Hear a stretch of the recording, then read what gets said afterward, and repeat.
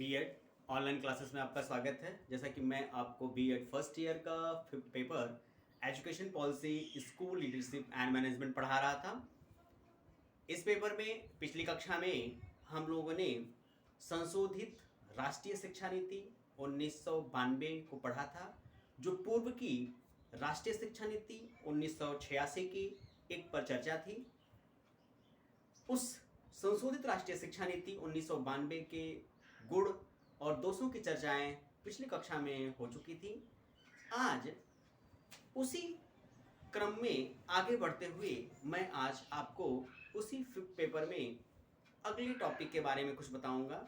अगला टॉपिक हमारा है, ध्यान दीजिएगा, अगला टॉपिक हमारा है RTE 2010। ध्यान दीजिएगा, RTE right to education, RTE 2010 Sarva Shiksha Abhiyan, RTE सर्व शिक्षा अभियान। ध्यान दीजिएगा, सर्व शिक्षा अभियान, सर्व शिक्षा अभियान, जिसे हम शॉर्ट फॉर्म में RTE कहते हैं 2010। आज की कक्षा में हमें इसी को पढ़ना है। आज मैं आपको बताऊंगा कि कैसे भारतीय शिक्षा की व्यवस्था में सुधार हेतु RTR अधिनियम 2010 लाया गया।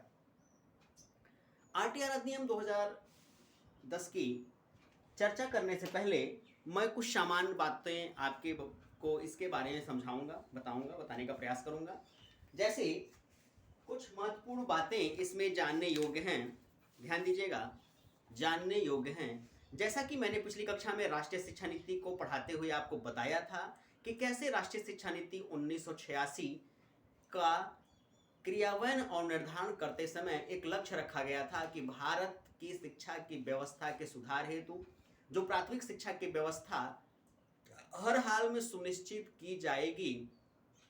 इसके संदर्भ में कहा गया था कि 1995 तक 7 से लेकर 14 तक के बालकों को अनिवार्य मुक्त शिक्षा की व्यवस्था भारत सरकार द्वारा कराई जाएगी थी। वहीं राष्ट्रीय या संशोधित राष्ट्रीय शिक्षा नीति 1992 की बात करें तो उसमें भी कहा गया था कि भारत सरकार 2000 तक यानी सन 2000 तक प्राथमिक स्तर पे भारत के सभी छात्र छात्राओं को अनिवार्य और मुक्त शिक्षा देने के लिए कटिबद्ध है और अनिवार्य और मुक्त शिक्षा की व्यवस्था वो सुनिश्चित कर पाएगी।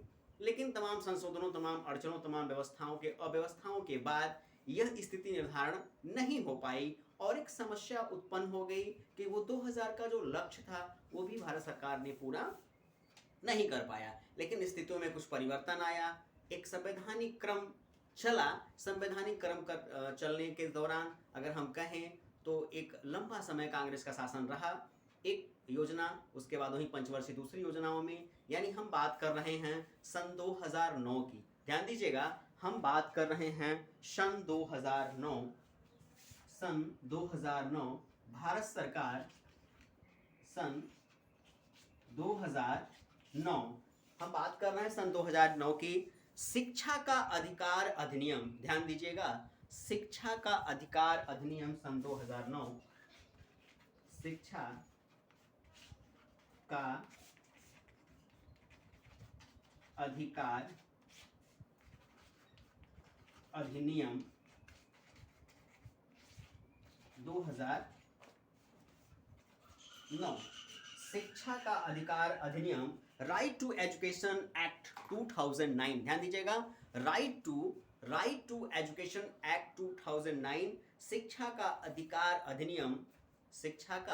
अधिकार अधिनियम 2009 भारत सरकार के राजपत्र में। ध्यान दीजिएगा, भारत सरकार जो अपनी व्यवस्थाओं को उजागर करने हेतु, अपने व्यवस्थाओं को राष्ट्र के विकास हेतु जो आज्ञा पत्र या जो राजपत्र तैयार करते हैं सेंट्रल गवर्नमेंट ऑफ इंडिया का, उसमें भारत के राजपत्र में 27 अगस्त 2009 को प्रकाशित, ध्यान दीजिएगा 27 अगस्त 2009 को प्रकाशित संसद में एक अधिनियम लाया गया जो जो बच्चों के अनिवार्य और मुक्त शिक्षा के अधिकार के अधिनियम से संबंध रखता था। इसी को ही राइट टू एजुकेशन एक्ट 2009 कहते हैं, जिसमें भारत के समस्त छात्र छात्राओं को 6 से 14 वर्ष तक के बालकों को अनिवार्य और मुक्त शिक्षा देने की बात कही।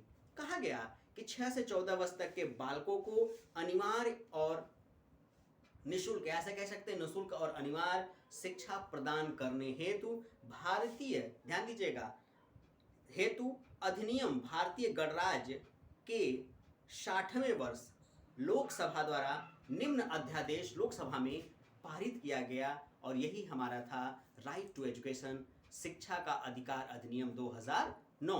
ये भारतीय संविधान में भारतीय संविधान की व्यवस्था के द्वारा ये पारित किया गया, और इसकी जो प्रस्तावना तैयार की गई, ध्यान दीजिएगा, अभी मैं अपने इस विषय वस्तु पे पहुंच रहा हूं 2010 की बात। उससे पहले मैं उसकी भूमिका के बारे में आपसे चर्चा कर रहा हूं कि राइट टू एजुकेशन, सर्व शिक्षा अभियान या शिक्षा का अधिकार अधिनियम 2010 कैसे सबके सामने आया। देखिए, कोई भी चीज़ें किसी के सामने आती हैं उससे पहले उसकी भूमिका निर्धारित की जाती है।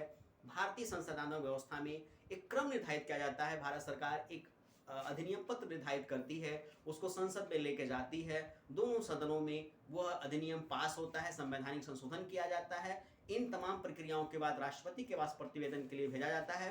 राष्ट्रपति के प्रतिवेदन के उपरांत वह कार्य रूप में आती है, और कार्य रूप में आने के बाद वो सेवा रूप में चली जाती है। तो इसमें एक लंबा क्रम चलता है। तो आरटीआर या आरटीई 2010 की जो हम बात कर रहे हैं वो एक प्रोग्राम ऑफ वर्किंग की बात है, लेकिन is starting to the 1 year before, 1 साल पहले उसकी शुरुआत की जा चुकी है, जिसकी चर्चा मैं आज आपके सामने कर रहा हूं। जैसा मैंने आपको बताया, शिक्षा का अधिकार अधिनियम 2009 पास होता है, और 27 अगस्त 2009 को, ध्यान दीजिएगा, 27 अगस्त 2009 को भारत सरकार लोकसभा में एक अधिनियम लेके आती है जो निःशुल्क और अनिवार्य शिक्षा के संबंध में है, और जिसमें संदर्भित किया गया है 6 से 14 वर्ष तक के बालकों को अनिवार्य और मुक्त शिक्षा देने की बात। अब वो जो आज्ञा पत्र या जो अधिनियम भारतीय गणराज्य पत्र तैयार हो रहा है, उसके प्रारूप में क्या क्या विशेषताएं हैं, कौन कौन सी बातें हैं, इसकी थोड़ी सी जानकारी मैं आपको देना चाह रहा हूँ। देखिए, इसकी प्रस्तावना जो अध्याय 1 में है, वैसे 4 या 5 अध्याय में यह व्यवस्था बटी हुई थी।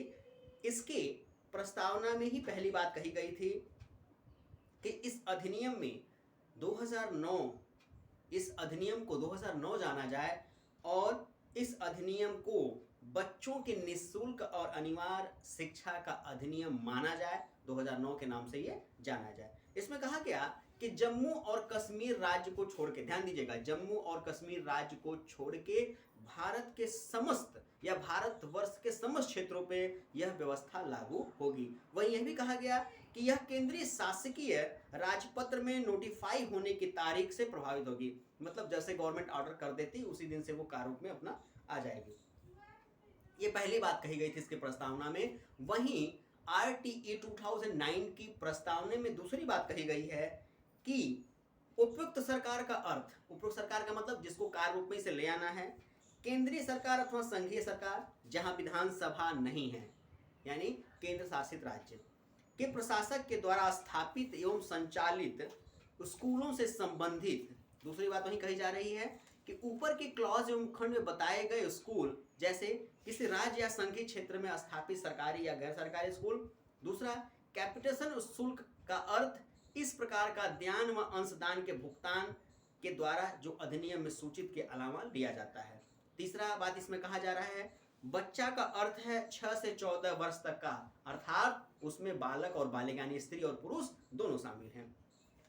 वहीं अगली बात कही जा रही है कि वंचित वर्ग की शिक्षा अनिवार्य होगी। ऐसे बालक जो अनुसूचित जात, अनुसूचित जनजात, सामाजिक और शैक्षणिक अर्थ में पिछड़े हुए हैं, जिन्हें उपयुक्त सरकार अध्यादेश द्वारा सामाजिक, सांस्कृतिक, भौगोलिक, आर्थिक व्यवस्था के हिसाब से, लिंगत्व के हिसाब से उन्हें चिन्हित और संदर्भित करती है। इन बालक बालिकाओं की अगली बात उसमें कही जा रही है, कमजोर वर्ग से संबंधित तात्पर्य ऐसे बालक बालिकाओं से है जिनके माँ बाप की, जिनके अभिभावक की वार्षिक आय उपयुक्त सरकार के निर्देशानुसार तय किए गए आर्थिक विषमता से भी कम है। वहीं प्रारंभिक शिक्षा से तात्पर्य में कही जा रही है 1 से लेकर 8वीं तक की शिक्षा की बात।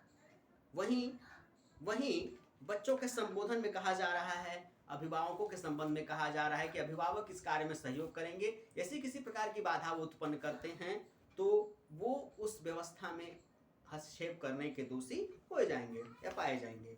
वहीं कहा जा रहा है अभिभावक अथवा अदालत अथवा कानून द्वारा घोषित निर्धारित संरक्षक भी शामिल होंगे। मतलब अभिभावक के संबंध में कहा गया कि ऐसे लोग भी उस बच्चे का गार्जियन हो सकते हैं जो संरक्षक के तौर पे उसकी देखरेख करते हैं। अगली बात उसमें कहा जा रहा है स्थानीय प्राधिकारी का अर्थ म्यूनिसिपल कॉर्पोरेशन अथवा म्यूनिसिपल काउंसिलिंग अथवा जिला परिषद, नगर पंचायत या जिस नाम से भी वह जानी जाती है, इसमें वे प्राधिक भी शामिल होंगे जिन्हें किसी अधिनियम के तहत किसी नगर, टाउन, गांव, स्कूल आदि को प्रशासित करने का अधिकार प्राप्त होगा। मतलब कोई ऐसा भी स्कूल जो किसी टाउनशिप में किसी कंपनी या किसी बड़ी प्लांट्स या किसी फैक्ट्री या किसी ऑर्गेनाइजेशन के द्वारा रन कराया जा रहा है, इन स्कूलों में भी आरटीई की सुविधा प्रदान की जाएगी। वहीं इसको और मजबूत प्रदान करने की दूसरी बात कही जा रही है बाल अधिकार संरक्षण हेतु राष्ट्रीय आयोग का अर्थ है बच्चों के अधिकार अधिनियम 2005 की धारा के अंतर्गत बाल अधिकार गठित संरक्षण आयोग की व्यवस्था करेगा, अधिसूचना जारी करेगा जो शासकीय पत्रों द्वारा है। पेरेंट्स अभिभावकों का अर्थ है बच्चों के सौतेले माता पिता भी उस कार्य में शामिल हो सकते हैं। निर्दिष्ट का अर्थ है अधिनियम के तरह बनाए गए निर्दिष्ट कार्यक्रम। तो ये तमाम बातें, वैसे तो बहुत सारी बातें इसमें हैं, ये तमाम बातें बालकों की शिक्षा के संबंध में इस अधिनियम आरटीई 2009 जिसे हम आगे 2010 के नाम से पढ़ेंगे, इसके बारे में कही गई। ये प्रथम बात कही गई, प्रथम अध्याय में बात कही जा रही है। वहीं द्वितीय अध्याय में कही जा रही है निःशुल्क एवं अनिवार्य शिक्षा के अधिकार की बात कि 6 से 14 वर्ष तक के बालकों को अनिवार्य और मुफ्त शिक्षा प्रदान की जाएगी। 6 से 14 वर्ष तक के हर बच्चे को अपने आस पड़ोस में स्कूल में निःशुल्क और अनिवार्य शिक्षा को पूरा करने के प्राप्त करने का अधिकार सुनिश्चित होगा। वहीं ये भी कहा जा रहा है कि इसे ऐसे समझा जाए अपनी प्रारंभिक शिक्षा को पाना और पूरा करने में किसी भी बच्चे को किसी तरह का शुल्क या खर्च वहन करने की जरूरत नहीं है। साथ ही ऐसे अशक्त बच्चे जिनकी परिभाषा पर्सनल विद डिसेबिलिटी एक्ट 1996 की धारा 2 में दी गई है, उन्हें भी इस अधिनियम के 5वें अध्याय के अनुसार निःशुल्क और अनिवार्य शिक्षा प्रदान किया जाएगा। वहीं एक बात और भी कही जा रही है इसके दूसरे अध्याय में 6 वर्ष से लेकर ज्यादा उम्र के ऐसे बच्चे जिनके स्कूल में दाखिला नहीं हो पाया है, ये प्रारंभिक शिक्षा पूरी नहीं कर पाए हैं, वो अपनी उम्र के मुताबिक उपयुक्त कक्षा में दाखिला भी पा सकेंगे। यदि उम्र अनुसार कक्षा में दाखिला नहीं हो पाया है तो दूसरे बच्चों के बराबर आने के लिए उन्हें विशेष प्रशिक्षण का अधिकार प्राप्त होगा, जैसे कि प्रस्तावना में कहा गया है। ये भी कहा गया कि दाखिले के 14 वर्ष की उम्र हो चुकने के बाद भी निःशुल्क और अनिवार्य शिक्षा पूरे करने का अधिकार उनका हर हाल में होगा। कहने का तात्पर्य कोई माता पिता या कोई क्षेत्र का बच्चा, कोई ऐसा बच्चा जो सामाजिक असमताओं में पिछड़ा हुआ है, उसकी आयु 14 वर्ष के अलावा 15-16 वर्ष भी हो जाते हैं, लेकिन शिक्षा में वो रुचि रखता है, यदि वो अध्ययन में रुचि रखता है, वो पढ़ना चाहता है, तो उसके लिए डिनाई नहीं की जाएगी। 14 वर्ष का जो बॉन्ड है वो उसकी शिक्षा में बाधा नहीं बनेगा। वहीं अगली बात कही जा रही है इस तरह से अन्य स्कूलों में किसी भी बच्चे को दाखिला लेने की जरूरत होती है तो जिस भी स्कूल के बच्चे का पिछला दाखिला आखिरी दाखिला हुआ है उस स्कूल प्रधानाध्यापक उसे शीघ्र ट्रांसफर प्रमाण पत्र जारी करना होगा ताकि वो अगली कक्षा में अपने अनुसार प्रवेश ले सके। वहीं इसमें तीसरी बात कही जा रही, ध्यान दीजिएगा, उपयुक्त सरकार स्थानीय प्राधिकार एवं अभिभावकों के कर्तव्यों के बारे में। इस अधिनियम में खंड 3 के अनुच्छेद 250 के अंतर्गत वित्त को ध्यान में उत्कृष्ट करते हुए ये निवेदन कर सकती है कि राज्य सरकार और उपयुक्त आदेश हेतु अधिनियम धन का प्रावधान करें और विद्यालयों के कार्यभार की व्यवस्था की जिम्मेदारी स्वतः अपने ऊपर लें, ताकि न तो अभिभावकों पर प्रभाव पड़ सके और न ही उन विद्यालयों की व्यवस्था की रीढ़ की हड्डी जो है वो कमजोर पड़ सके। तो ये बहुत ही महत्वपूर्ण बातें शिक्षा का या सर्व शिक्षा अभियान या शिक्षा का अधिकार अधिनियम 2009 में कही जाती हैं। ये चौथे अध्याय में मैं सामान्य एक परिचय आपको बता रहा हूँ, वैसे तो बहुत सारी बातें इसमें कही जा रही हैं। इसी के चौथे अध्याय में कहा जा रहा है स्कूल और अध्यापकों को उत्तरदायित्व की जिम्मेदारी के संबंध में कि सेक्शन 2 के खंड 1 में कहा गया है कि दाखिला प्राप्त बच्चों की निःशुल्क एवं अनिवार्य शिक्षा के एक अनुपात तक सुविधा प्रदान करेगा जो अनुपात के 8वीं आवर्ती खर्च के बीच में है। न्यूनतम 25% जो हो आवश्यक हो उसके हिसाब से वो शुल्क की प्राप्ति कर सकता है। वहीं इसके ध्यान दीजिएगा, वहीं इसके 5वें अध्याय में कहा जा रहा है प्रारंभिक शिक्षा का पाठ्यक्रम पूरा किया जाना चाहिए, जो अनिवार्य और मुक्त की व्यवस्था को बनाए रखता है। वहीं इसके 7वें अध्याय में कहा जा रहा है कि इस अधिनियम के प्रावधानों के क्रियान्वयन हेतु केंद्र सरकार, उपयुक्त सरकार, स्थानीय प्राधिकारी मार्गदर्शन जारी कर सकती है और इसकी व्यवस्था को बनाए रखने में अपना सहयोग कर सकती है। तो ये 7 महत्वपूर्ण बातें जो सर्व शिक्षा अभियान या शिक्षा का अधिकार अधिनियम 2009 में जो अधिनियम भारत सरकार द्वारा लाया गया, इसके बारे में एक भूमिका मैंने आपको बताई। वैसे अगर सैद्धांतिक तौरों पे ध्यान दें, हम तमाम विशेषताओं के बारे में बात करें, अगर चर्चा करें तो हमें पता चलता है, हमको देखने को मिलता है कि सर्व शिक्षा अभियान अधिनियम ये 2010 में लाया गया, आरटीआर के तहत लाया गया। आरटीआर की अगर व्यवस्था करें तो 1 अप्रैल, ध्यान दीजिएगा, आरटीआर की व्यवस्था हम करें 1 अप्रैल 2010 को, ध्यान दीजिएगा, 1 अप्रैल 2002 को आरटीआर पास कर दिया गया। भारत के संपूर्ण शासित, केंद्र शासित, सिर्फ जम्मू कश्मीर राज्य को छोड़ के सारे जगहों पे ये आरटीआर 2000 लागू कर दिया गया, जिसने शिक्षा में एक विशेष योगदान दिया। आज की कक्षा में इतना ही। कुछ विशेष बातें आरटीआर के संबंध में हैं, मैं इसकी चर्चा अगली कक्षा में आपसे करूंगा। धन्यवाद।